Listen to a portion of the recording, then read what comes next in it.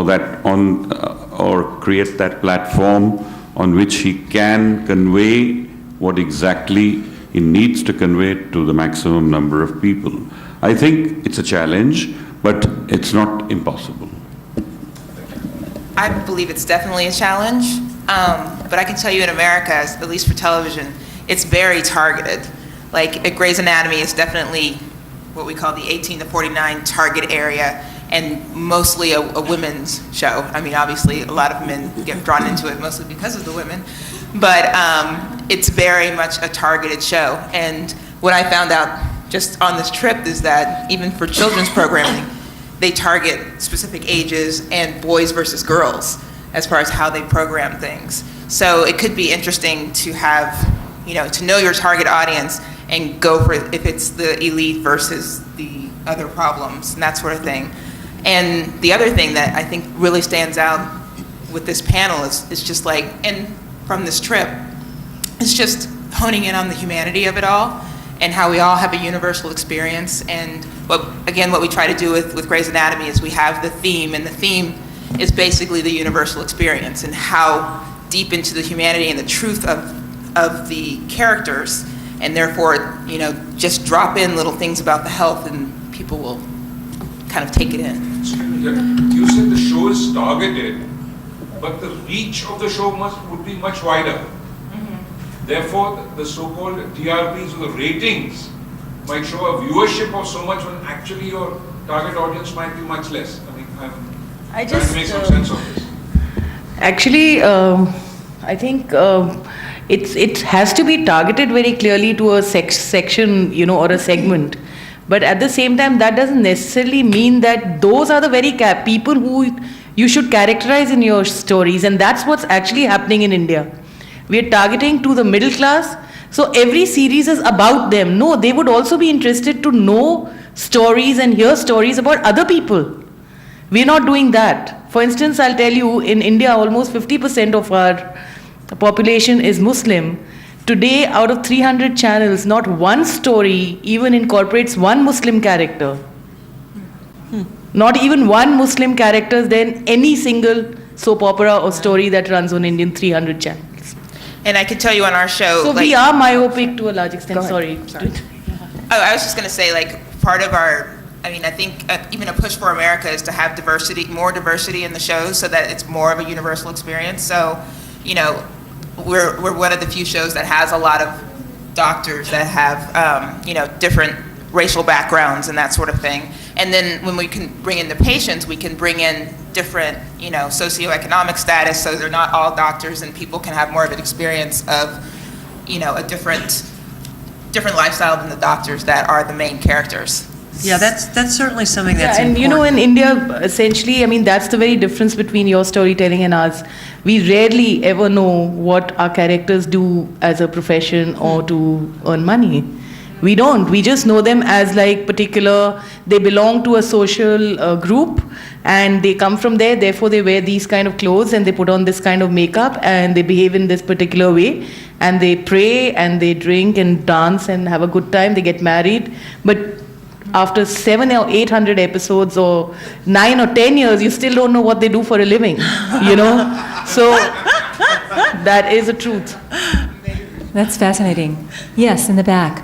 Hi. When I first saw health and Hollywood in the same sentence, I was very confused. But now that I've heard the panel and understood what you're trying to do, I think it's wonderful. And I just wanted to say something, and that is, it's so sad that you have this great panel together and this great thing that you want to do, but you're talking to the wrong audience.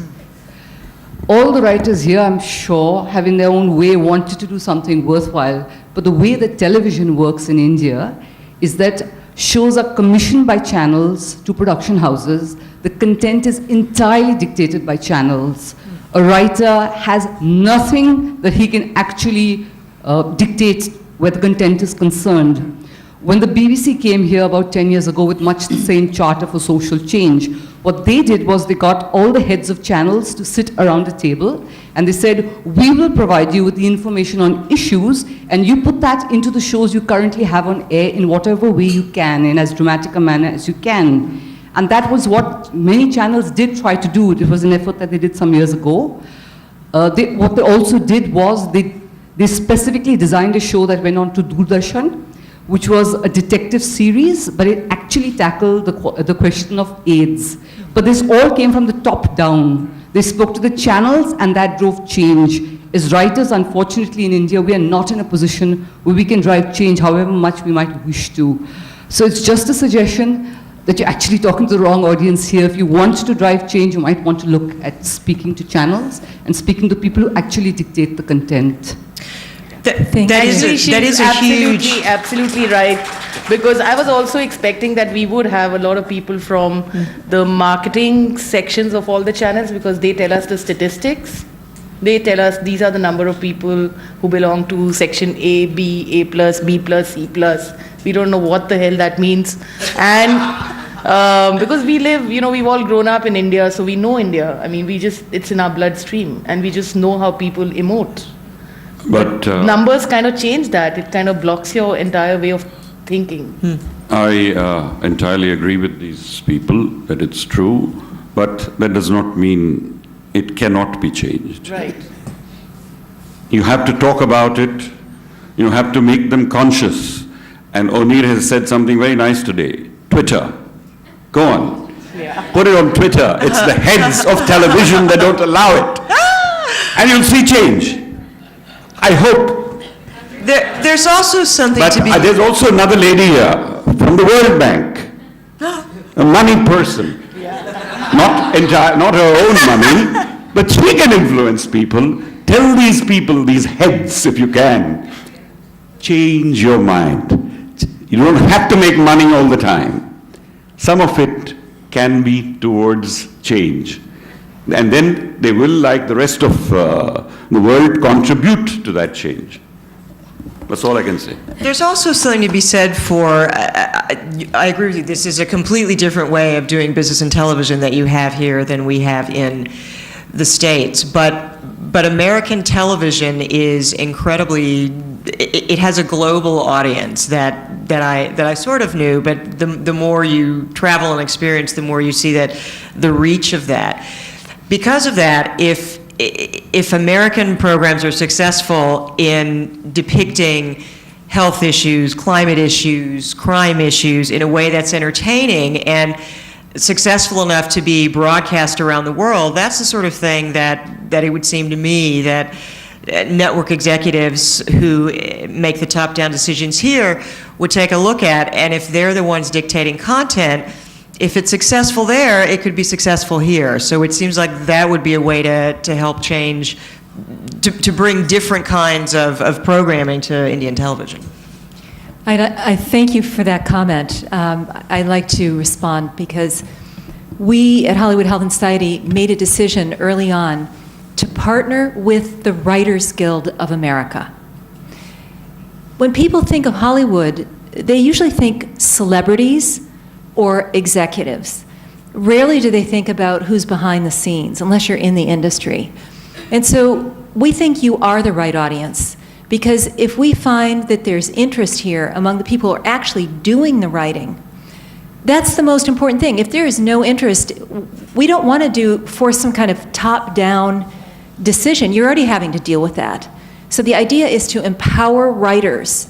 And obviously we have to deal with the realities of the system wherever we are. But we're hoping that we can partner with you. Maybe the next step would be to go to the decision makers. But first we have to know that there's interest among you and that this is something that would be of help. And then maybe we can look at ways that we could leverage our relationships in Hollywood. You'll help us, you'll guide us in how we can partner with you. So thank you for that comment. I'd like to go to this gentleman in the back next. Hi, my name is Trilok Malik. I live in America most of the time, and I make movies in America, and as well as I'm making a film right now here. I have a question about, Great Harmony shows and things like this. The first time I watched one of those shows was when I spent 2 years watching my parents in the hospital in America. And then I saw those shows. In the middle of the shows, I'm watching these doctors are thinking what they're going to do in the weekend, whom they're going to go out. It made me angry kind of, because I remember when I was in the hospital, As an Indian, I'm looking at these doctors as a god, like, they can save patients. And in the show I'm watching, doctors are thinking who they're going to get laid in the weekend, what are they going to go out. I just had this reaction, so I wanted to just bring it to your attention. Well, I think you're probably not the only person who has that reaction, but I think that's one of the interesting things about television is that there are programs for everybody. If what you're looking for is a program that addresses just medical issues, watching a nighttime soap opera on ABC is probably not as satisfying as watching something on the National Geographic Channel or the Health Channel that's targeted toward that sort of thing.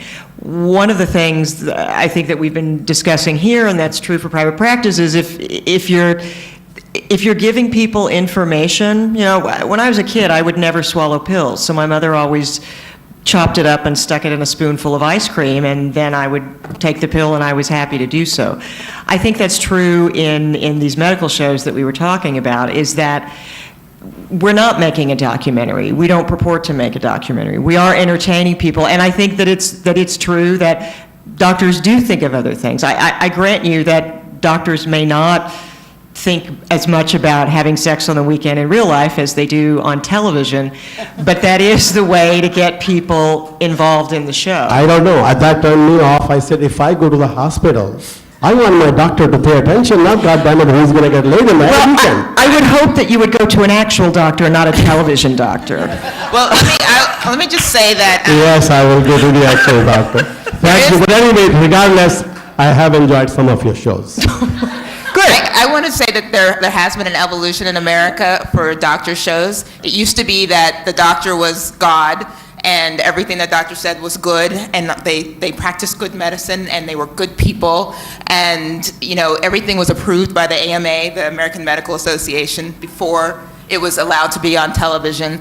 And as I think as people got more interested in maybe global, just universal issues, and just becoming kind of smarter about television. It's kind of the evolution of just 50s television versus television in this new millennium. It's Leave It to Beaver shows don't exist anymore, just because, the family, it's become brothers and sisters, where the family is complicated and things are complicated and people are real and people have real issues. And I'm not saying that our doctors are real, but I'm saying that they have issues that you and I may have, and they have a job, which is the doctor, and they have a life. So I think as we have progressed and people have become more into kind of the universal experience and wanting to see themselves on television, we've kind of decreased the deity of the doctor and seen them more as real people as we've grown. And I think ER kind of started that. So I understand what you're saying, and I also think that she has a good point, is that that's not what we're here for, but that has been kind of the evolution of of television, in not just medical shows, but also like detective shows where they have, the case of the week, but the detectives also have their own problems and their own things. And also with the invention of the internet. He said it's okay for detectives. I think we must remember what we are talking about here this evening is infotainment. How through entertainment we can educate and inform people, and that's what this evening is all about.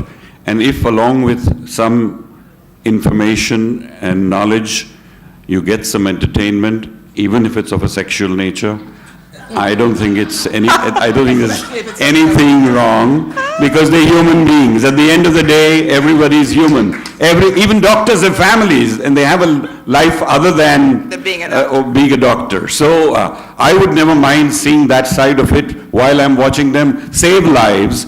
I would love to see that they are normal human beings too. So it's kind of like. But more than that, the point is not wrong. When you see a hospital, you'd like to see people serious about, and one has had issues when you find that the doctors don't care about the patients and all. So it probably tries to highlight or throw light on that aspect of it when you show things like that. But I feel the audiences are maturing today, and they can take them together, that these are the same people who save lives, have lives of their own too. It's like they save lives in spite of their humanity. We have someone here in the back. I just want you all to know that there is somebody who represents those people. Yeah, Each channel. there he is. Good. He's from a And I'm channel, he's listening. saying I'm here. That's it. Very happy to have you here, Viru. Yes? Yeah, hi, sorry, I just have one quick question. First of all, thank you for coming here. My question is actually around how do you measure your success rates when you're imparting these social messages? For example, on our show, we recently showed that our protagonist was going to schools in her villages and teaching young girls about hygiene. And she actually went to their houses and taught their mothers about why you should be hygienic, why your children should be hygienic.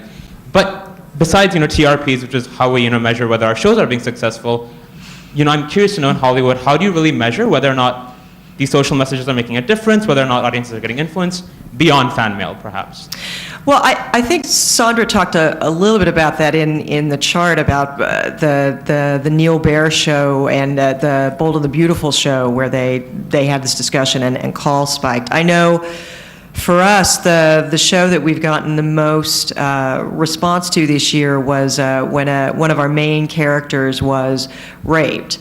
The show was a difficult show to watch. It had a disclaimer at the beginning that this was not a regular episode. It also had a PSA message at the end. It was advertised heavily the week before so that people knew what they were getting. The lead actress went on all the talk shows, and because of that, we looked not just at the ratings, but at the response in places like Twitter, in places like Facebook, on the fan pages, and in fan response on our website, which was huge. So that happens now almost instantaneously. I mean, people start talking about it immediately, and in fact, when it airs in the East Coast, which is 3 hours earlier than where we are in California, we can start seeing how something is reacting, is landing. The bigger way we saw how that affected people was in the subsequent weeks when it was still being talked about. It was referenced in magazine articles. We were getting a lot of mail from people saying, I'm going to see a therapist now because I was raped and I never dealt with it. So there's both an immediate response, which is very satisfying to have the quick data, but it's also, it goes out over a longer period of time. But what he's saying in India, it's a fact that we really do not know further than our success and failure. I mean, it could, a program either succeeds or fails. But if it succeeds, then we don't really have a mechanism which takes us further up to measure the impact, and in which way has it changed people. So what's successful for us becomes like, wow, let's celebrate. But the most of our critics and media are actually cursing that programming, but it's succeeding. So that little schizophrenia does need addressing, and I think what Sandra suggested through her presentation, it's really going to be helpful for some research of that kind to start up with us as well. Yeah. I'm so glad you asked that question, because, I mean, not everybody cares about that. How are we actually impacting people through these storylines? It's often the purview of universities and academics who care, maybe the NGOs. So one of the things is, if in India there's consensus that you would like to set up a program like a Bollywood Health and Society, or a center for entertainment that would address not only health, but other issues such as education and environment and human rights and finance and different topics. One key piece is to partner with a research institution. Yes. In our case, we're housed in a university, the University of Southern California. You have amazing universities here. And we would love to share some of the approaches we use to evaluate what happens. For example, I'm going to give you an example. In the literature, there is a phenomenon called transportation, and that is not riding in a car. It's actually what happens when we're engrossed. It's a measure of engrossment, when we're completely engrossed in a compelling storyline. Think of going into a movie theater. And when you're in a movie theater seeing an incredibly compelling film, don't you forget your surroundings, lose track of time? You're sitting in the darkness, completely riveted in the story. You come to see the characters as beloved family or friends. We end up caring deeply what happens to them. And in that state of, that's called transportation, we're also identifying with the characters, we have much greater knowledge gains and attitude shifts. And we've measured this scientifically, so we know it happens. So it's a question of applying these principles. So it doesn't happen with sort of commercial advertising. It only happens with really good storytelling. So we can measure knowledge gains, we can measure attitude shifts, we can measure, for example, we had organ donation stories that actually motivated 10% of viewers to sign up to become organ donors. We measured that. In our country, we become organ donors through our motor vehicles department. When you get your driver's license, you make a decision and a declaration, and you get a little sticker on your driver's license that indicates you're an organ donor.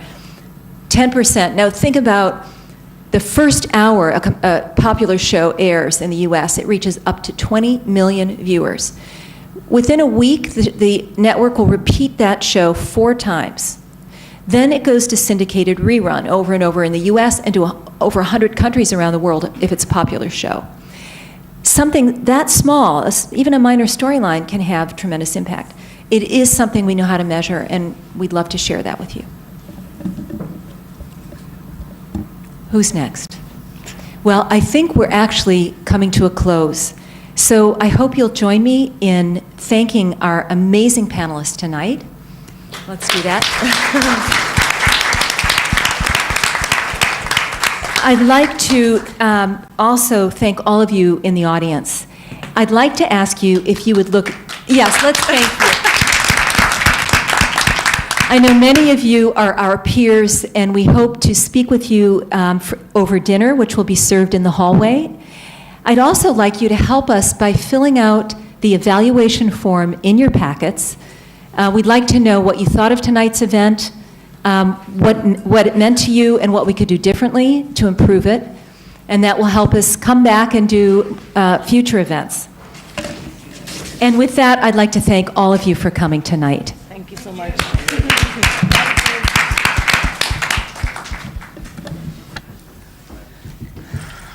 Wow.